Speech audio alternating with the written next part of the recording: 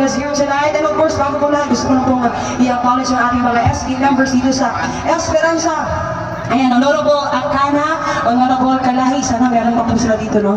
Napasunta sa mga dunggan nila, di ba? Honorable Apud, Honorable Balinas, Honorable Gigoni, tama ma'am? Sir, Gigoni ba niya? Honorable Cachero, Honorable Castellanes, ABC Chairman Elena, and of course, the Head Offices Municipality of Esperanza, hello po, mayong gabi, and all barangay captains and barangay kagawans. And of course, sa atong mga kapulisan, dagang salamat sa seguridad, palakpakan naman po natin sila. Ayan, and of course, Chief of Police, DPAT, maraming salamat po.